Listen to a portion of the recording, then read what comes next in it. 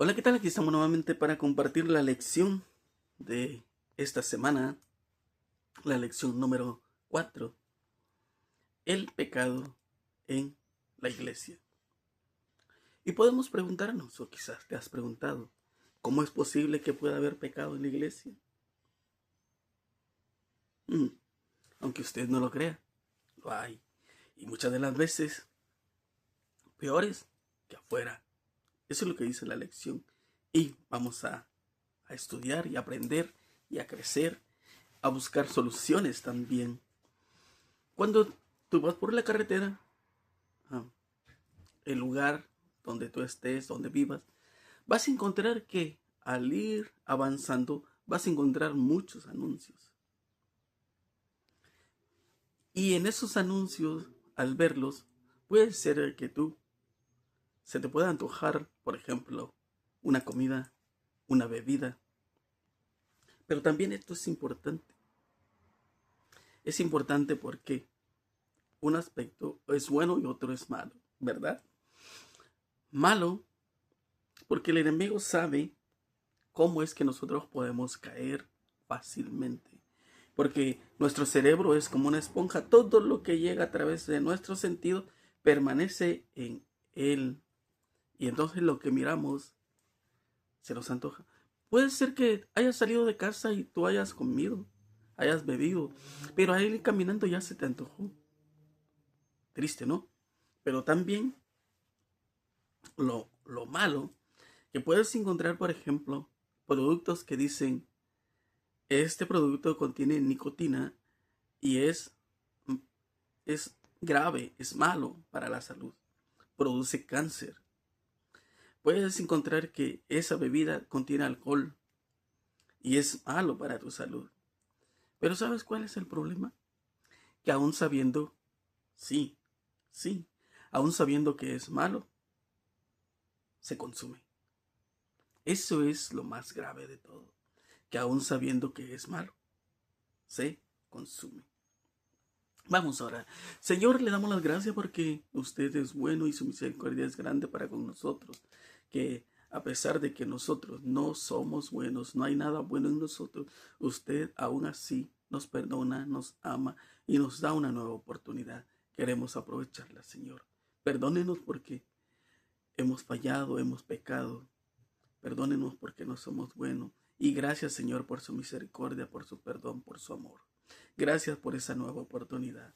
Por favor, que al estudiar nuestra lección usted nos pueda dar sabiduría y entendimiento y lo que estudiemos lo podamos poner en práctica.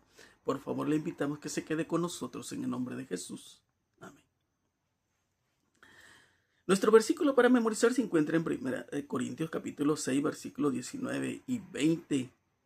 ¿No saben que su cuerpo es templo del Espíritu Santo que está en ustedes, que tienen de Dios y que no son sus propios dueños? Porque han sido comprados por precio. Por tanto, glorifiquen a Dios en su cuerpo, en su espíritu, los cuales son de Dios. Pero ahora viene a nuestra mente, ¿no? Lo que nosotros escuchamos comúnmente. Ah, todos los días, puede ser, ¿no? Ah, Cuando tú reprendes a alguien, luego dice, es mi cuerpo. ¿Qué? Es mi vida. ¿Realmente es tu cuerpo? ¿Realmente es tu vida? ¿No te has puesto a pensar que esa vida le pertenece a Dios y que ese cuerpo mismo también es de Dios?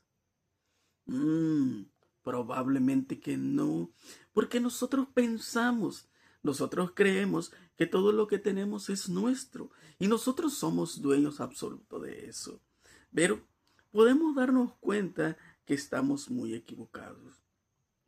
Ah, También nosotros tenemos que entender que necesitamos ser humildes para poder aceptar cuando alguien nos, nos confiesa o nos dice o nos reprende algo que nosotros estamos haciendo mal.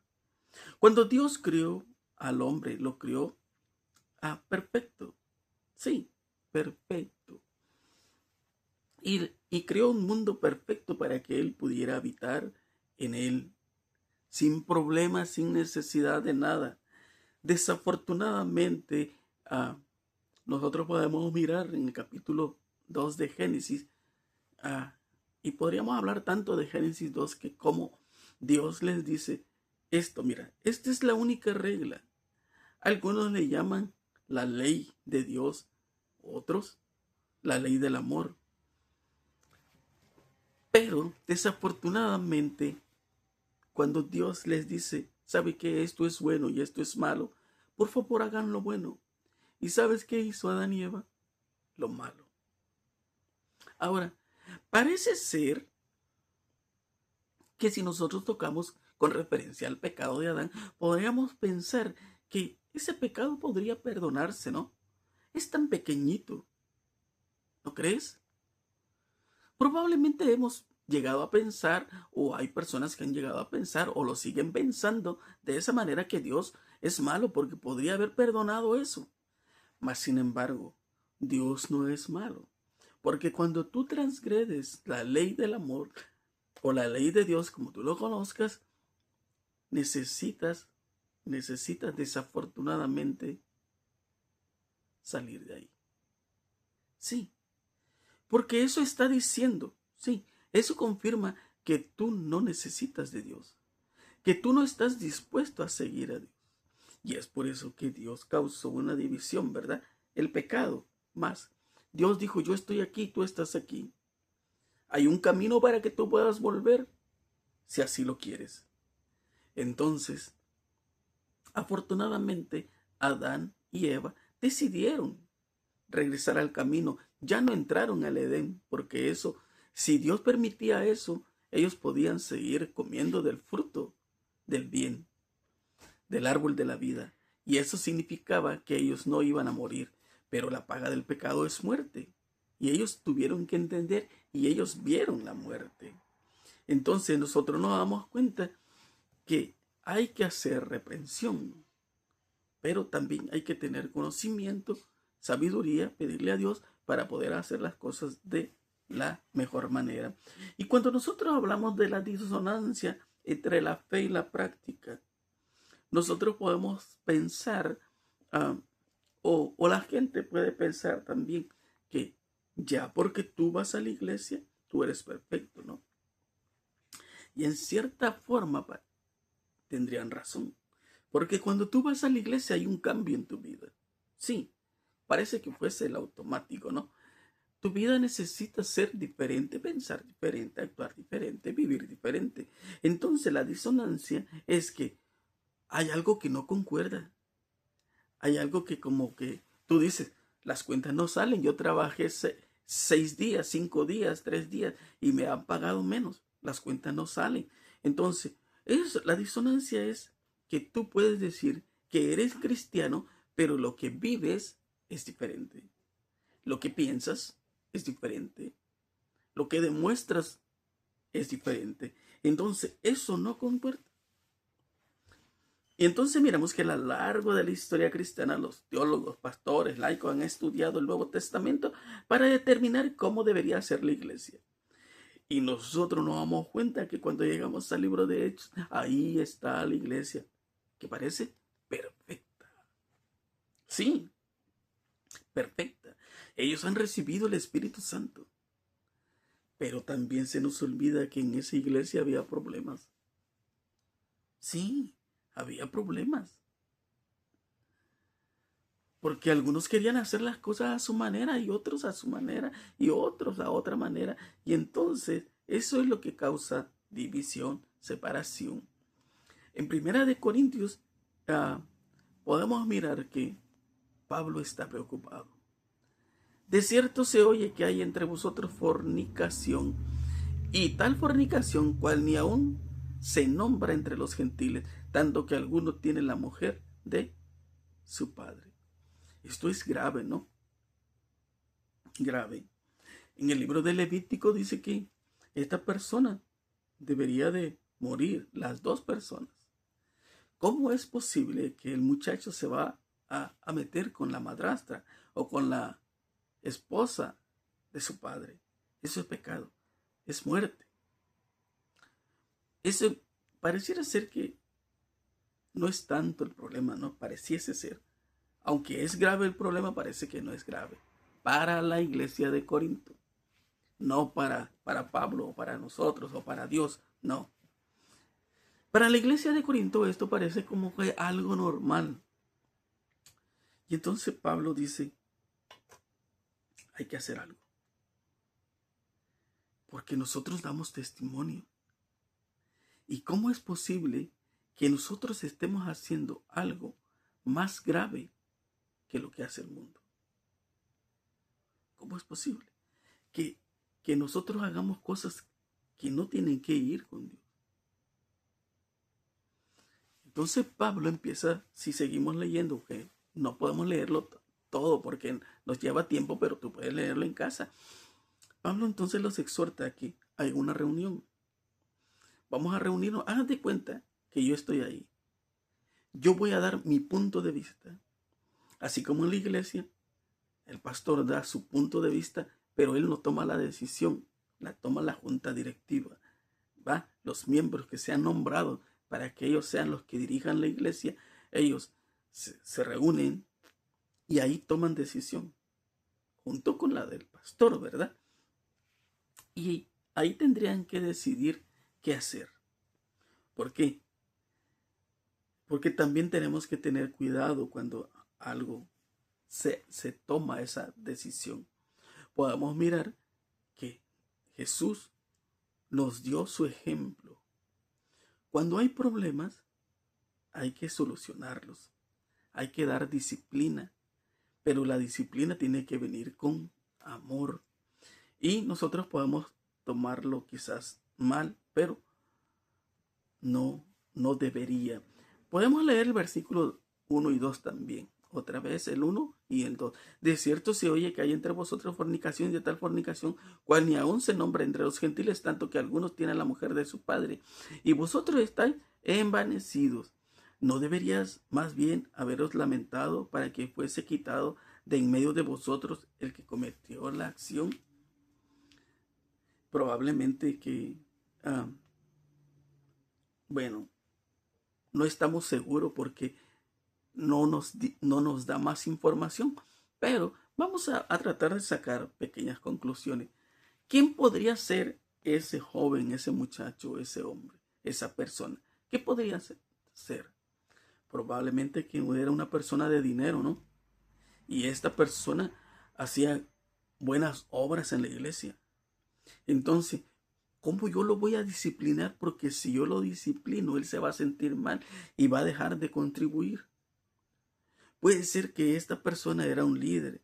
¿Y cómo es que yo le puedo dar disciplina a un líder si él es más sabio que yo? ¿Me entiendes? Pero no importa quién fuese, si tú amas a tu prójimo, tendría que haber una disciplina. La disciplina con amor. Entonces, ¿qué podríamos hacer? ¿Qué tendríamos que hacer? ¿Dejarlo que siguiera? No podría ser porque la iglesia se había corrompido con tantas cosas malas.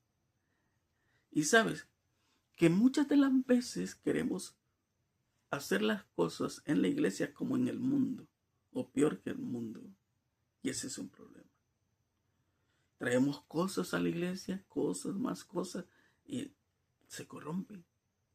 ¿Tú sabes o alguna vez te has preguntado por qué es que se empezó a guardar el domingo? Porque alguien tuvo una brillante idea de decir, creo que es mejor el domingo.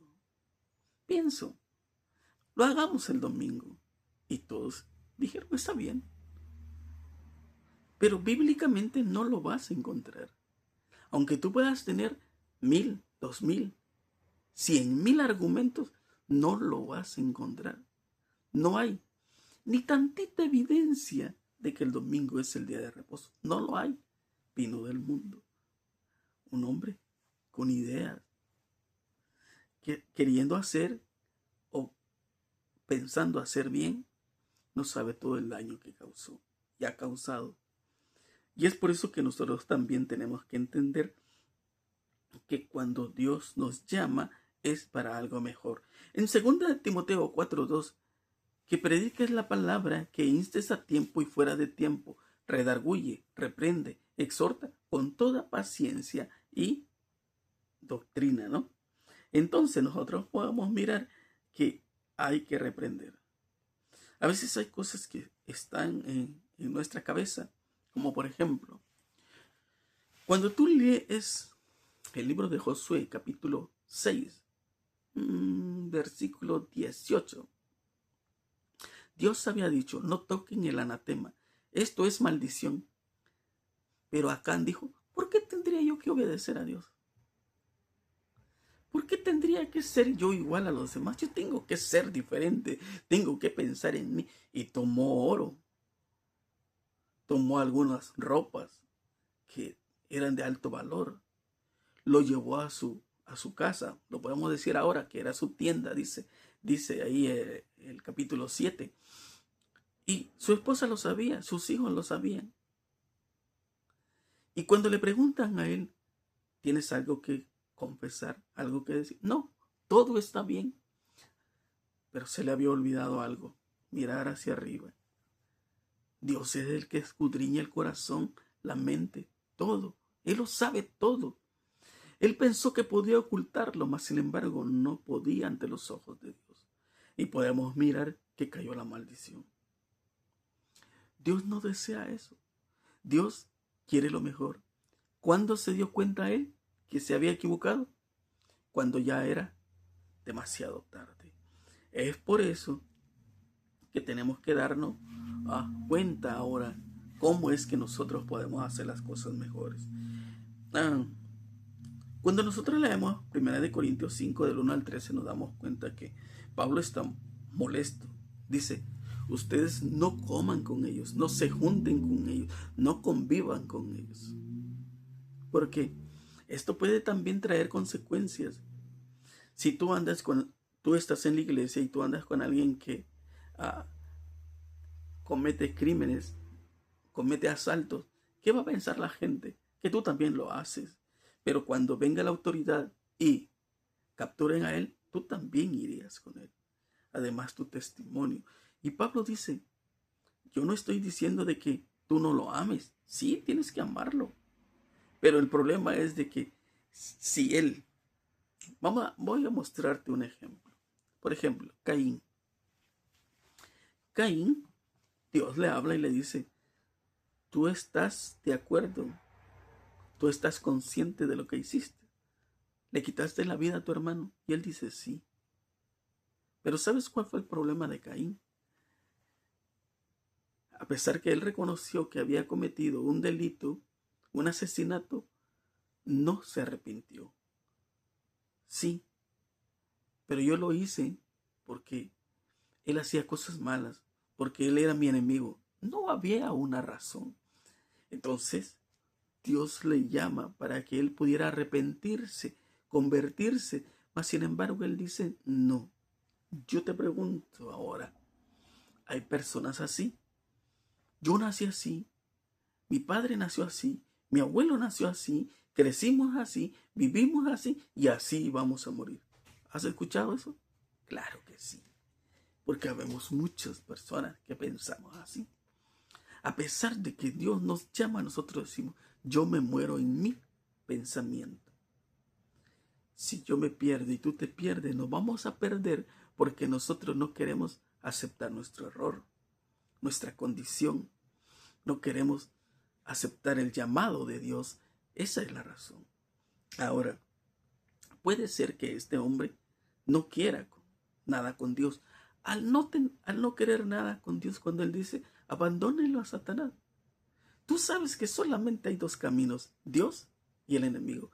Cuando Caín decide no servirle a Dios, ¿a dónde fue? Al camino del enemigo. Cuando tú decides no obedecer a Dios, tan solo en uno, ¿verdad? Fallas en uno, ya estás en el camino del enemigo. Ahora, ¿qué te espera? Bueno, no te lo voy a decir porque tú ya lo sabes. Entonces, esta persona puede decir que necesitaba estar aparte. No quiere decir que iba a ser abandonada, porque se tenía que hacer todo con amor, se tiene que hacer con amor. Sí, llamarle y decirle, ¿sabes qué? Tu disciplina es esta. Yo no sé, 2 meses, 6 meses, un año, yo no sé. Pero no por eso se iba a dejar de visitar, no por eso se iba a dejar de orar por esa persona.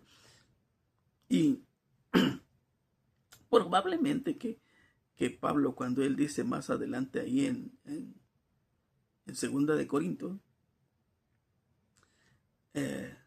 capítulo 2, 5 al 10, probablemente que este hombre volvió a los pasos, volvió a los caminos, tuvo que abandonar todo. Probablemente que es este hombre, porque Pablo lo menciona. O probablemente que haya sido otra persona, pero esto es bueno porque esta persona estaba en los caminos, se había alejado de Dios, pero volvió. Es que cuando se tiene sabiduría para poder corregir, si tú disciplinas a tus hijos es porque los ama, no porque no los ames. Cuando Dios disciplina es porque nos ama. Y tú sabes, y yo sé que la disciplina muchas de las veces nos ayuda a pensar diferente y a reconocer que nos hemos equivocado. Hay personas que piensan que porque se les da disciplina, no se les ama y son malos. ¿Y sabe qué pasa con esas personas? Se han ido de la iglesia y han hecho otro grupo. Esos son los grupos que salen de la iglesia. Sí, porque no aceptaron la disciplina. Ellos piensan que son perfectos y que ellos no se han equivocado, que es la iglesia que se equivocó, que es Dios el que se equivocó. Mas, sin embargo, todo saldrá a la luz cuando Cristo vuelva.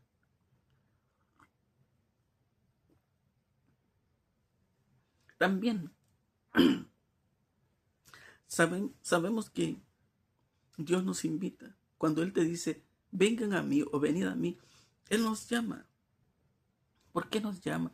Porque Dios sabe que hemos ido demasiado lejos y aún hay tiempo para volver. Cuando Dios te llama y te reprende es porque Él quiere hacer de ti una persona diferente. Ahora, si yo quiero que mi oración sea aceptada, debe de haber una conversión, ¿verdad? Las instrucciones de Cristo en cuanto al trato con los que yerran repite en forma más específica la enseñanza dada a Israel por Moisés. No aborrecerás a tu hermano en tu corazón, ingenuamente reprenderás a tu prójimo y no consentirás sobre él el pecado, ¿verdad? Pero también debemos demostrar qué cosas están bien y qué cosas están mal. También miramos ahí en 1 6, 1 al 11. ¿Osa alguno de vosotros cuando tiene algo contra otro ir a juicio delante de los injustos? Los problemas, ojalá que no sea en tu iglesia, ¿no? Pero los problemas que muestra la iglesia de Corinto son graves. Hay fornicación, hay adulterio, hay borracheras, hay de todo.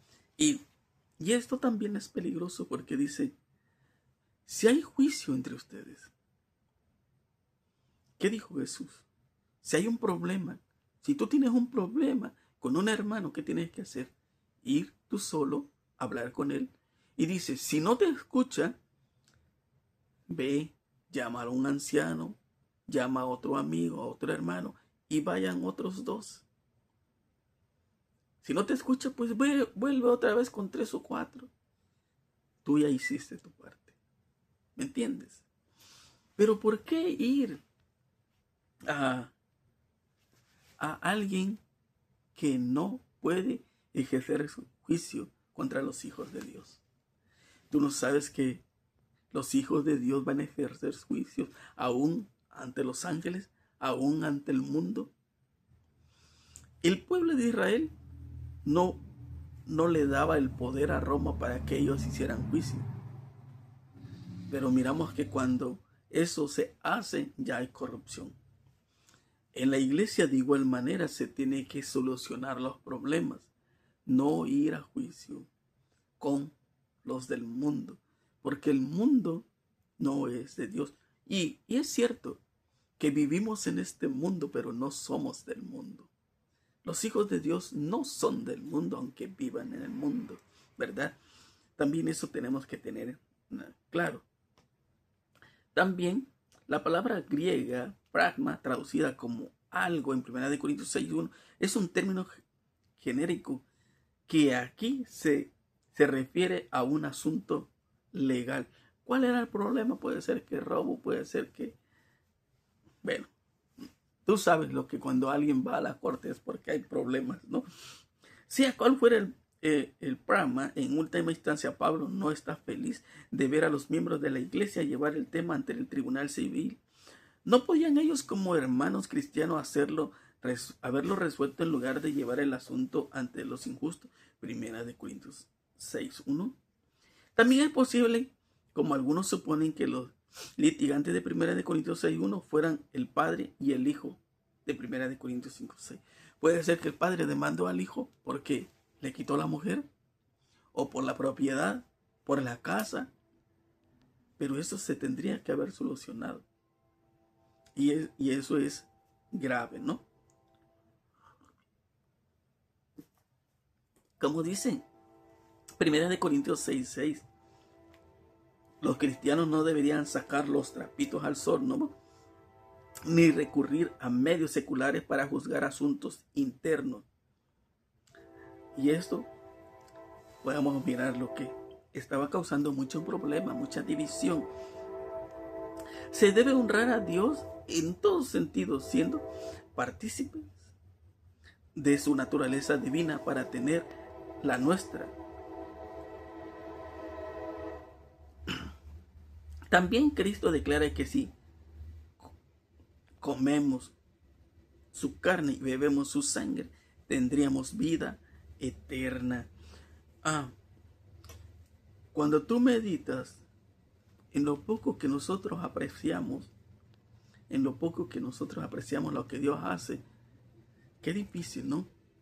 ¿Cómo es que nosotros podemos desviarnos y no apreciar lo que Dios hace?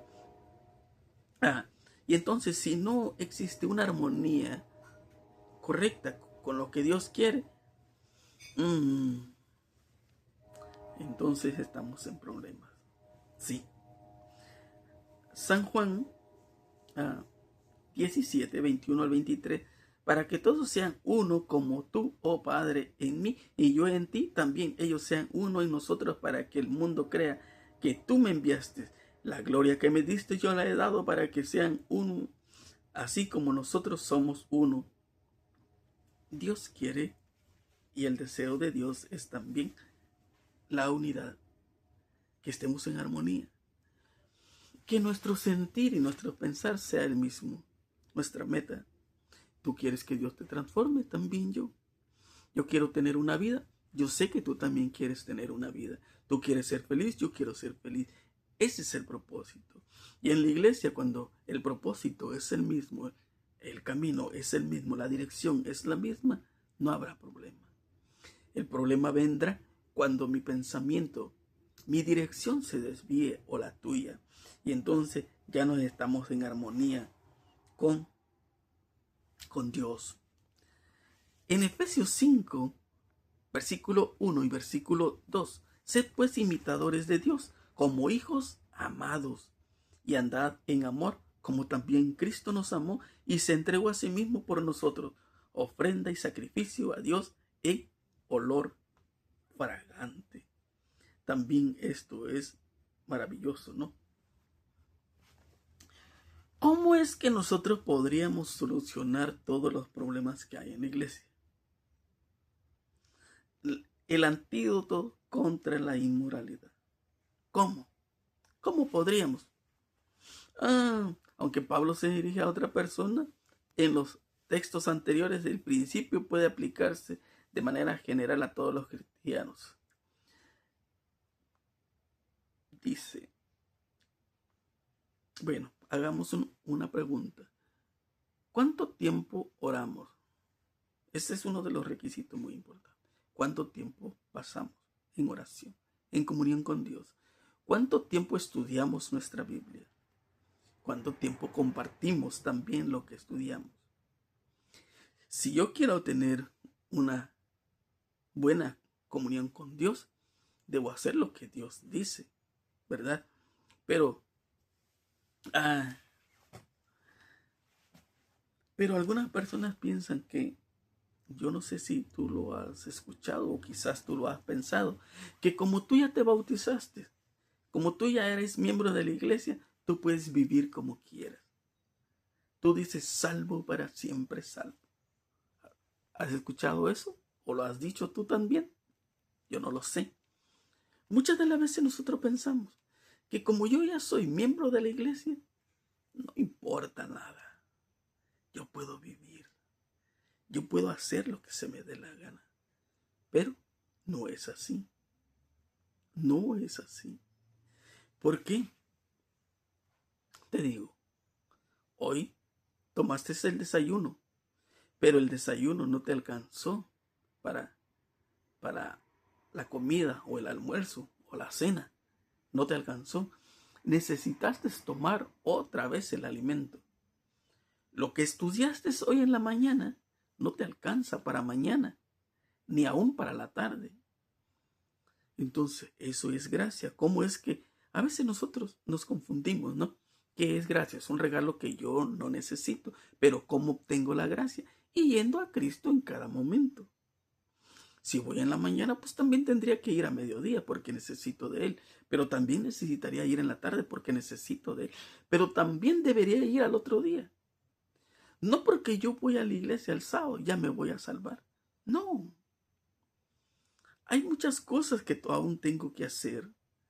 Y entonces, lo que viene a hacer Dios es, y el Espíritu Santo que hace un trabajo extraordinario en la persona que quiere cambiar, empieza a quitarte todo lo que te estorba.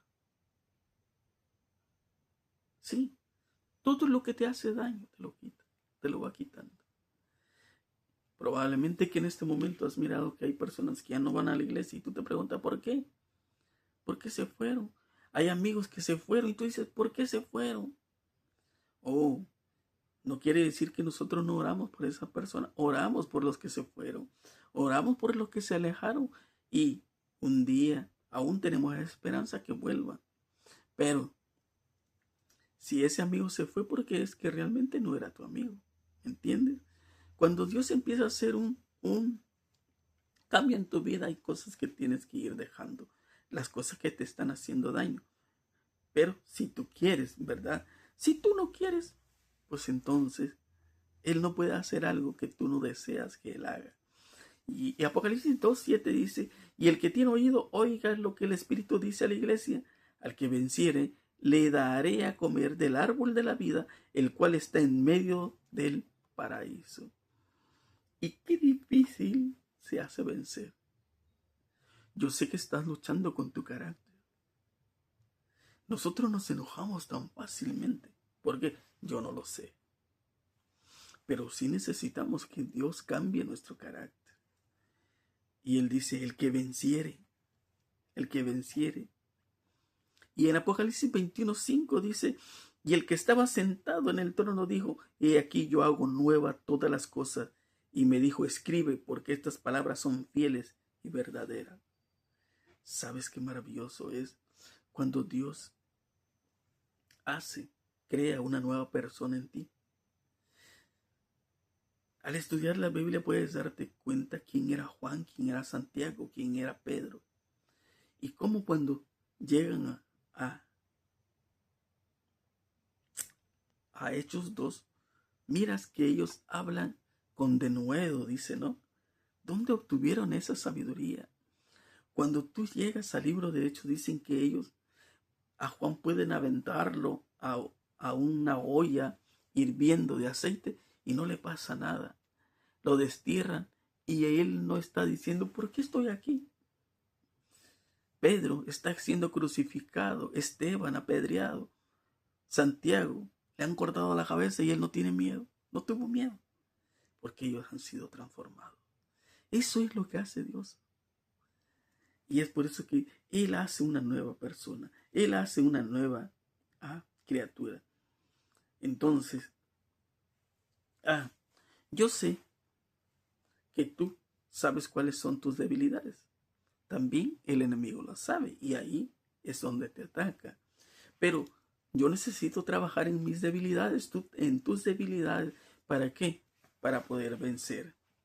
Ahora, Pablo también habla sobre el matrimonio y la soltería. Dice, ¿por qué es bueno estar casado y por qué es bueno ser soltero? Él dice, esto no es obra tuya, sino de Dios el que tú permanezcas soltero, el celibato, ¿verdad? Bueno fuera al hombre no tener mujer, bueno fuera no casarse, ¿no? Estar soltero. ¿Por qué? Porque podría tener un amplio, más espacio, más tiempo para Dios. Pero tampoco dice, si te estás quemando, si estás haciendo cosas que no tienes que hacer, bueno te es casarse. Bueno, es bueno casarse. ¿Y cómo? Más adelante, ¿cómo es que nosotros podemos huir de la inmoralidad sexual? Pues cuando tú te casas se va a acabar porque tú ya no vas a estar codiciando, deseando a otra persona porque tienes a tu esposa. Y entonces, hay lecciones importantes sobre la sexualidad en 1 Corintios 7. A grandes rasgos, este capítulo se puede dividir en dos secciones: instrucciones para el matrimonio e instrucciones para la soltería. Sin embargo, al leer 1 Corintios 7 debemos recordar que Pablo está respondiendo a preguntas específicas relacionadas con cuestión de la iglesia en Corinto. Esto es importante. Ahora, podemos equivocarnos cuando nosotros hablamos de matrimonio. Pensamos que nosotros podemos casarnos con cualquier persona, ¿no? Y hay un problema. ¿No sabes que tu cuerpo es templo del Espíritu de Dios? ¿No sabes que Cristo mora en ti? ¿Por qué dice que un cristiano no puede casarse con alguien del mundo? ¿Lo has mirado? Ahora, vamos a suponer, no estoy diciendo que lo hagas o que lo hiciste, no. Que tú te casas con alguien del mundo. Tú eres hijo de Dios, ¿verdad? ¿Quién es el yerno de Dios? Si tú eres mujer, ¿quién es el yerno o la nuera de Dios? ¿Un hijo de Dios o un hijo del enemigo? ¿Quién es tu suegro? ¿Has pensado en eso? Muchas de las veces no pensamos porque nosotros pensamos que nuestro cuerpo es nuestro, que nuestra vida es nuestra. Pero cuando Dios te dice que no lo haga es porque Él tiene razón. Sí, Él no se ha equivocado. Sabe que tú vas a tener problemas en tu hogar. Vas a tener problemas con tus hijos porque tus hijos no van a saber a dónde ir. Seguir a mamá o seguir a papá. Ir a la iglesia o no ir a la iglesia. Y eso ya es problema. Si te casas con alguien que no va a la iglesia, cuando llegue el día sábado, vas a tener problemas. Tú no vas a ser feliz, pero son la decisión de cada uno. Ahora, hoy en día se ha perdido de vista el objetivo, ¿no? Dios dijo que hay que mantenerse limpios, puros, pero eso como que piensa la gente que pasó de moda. Cuando nosotros vamos a Génesis capítulo 39, podemos encontrar que vamos a mirar que ahí está la historia de José, ¿no? ¿Cómo es que José pudo mantenerse virgen, verdad? Hasta el matrimonio. Oh, ¿quién era la esposa de Potifar? No era una mujer cualquiera, era una mujer hermosa. Y se desvistió y le dijo, yo no le voy a fallar a tu esposo, yo no le voy a fallar a Dios. Y dijo, vale más que digan que aquí corrió que aquí quedó. Y él corrió. Él dijo, ¿cómo le voy a fallar a Dios? ¿Has pensado eso en un momento? ¿Cómo es que tú puedes fallarle a Dios?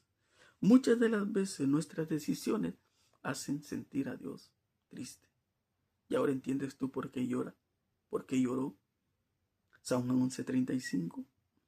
Porque Él, aún mostrándonos todo lo malo, nosotros hacemos lo malo. Aún sabiendo que estamos equivocados, seguimos en ese camino. Pero ojalá que un día nosotros podamos corregir. Un día, ojalá no sea demasiado tarde, podamos volver a Dios. Yo no sé qué tan lejos has ido.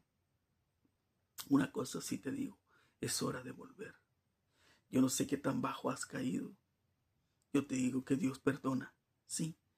Él dice, si nosotros confesamos nuestros pecados, Él es fiel, Él es justo para perdonarnos, limpiarnos de toda maldad. Es hora de volver a casa. Dios te espera con los brazos abiertos. El hijo pródigo se fue tan lejos. Quería vivir su vida y él reconoció que se había equivocado. Volvió a casa. Caín se fue tan lejos, no reconoció y se perdió. ¿Qué decisión vas a tomar? De todo corazón, yo espero, yo deseo, es mi deseo que tomes la mejor.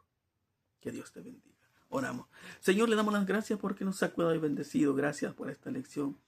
Gracias por su amor y su misericordia.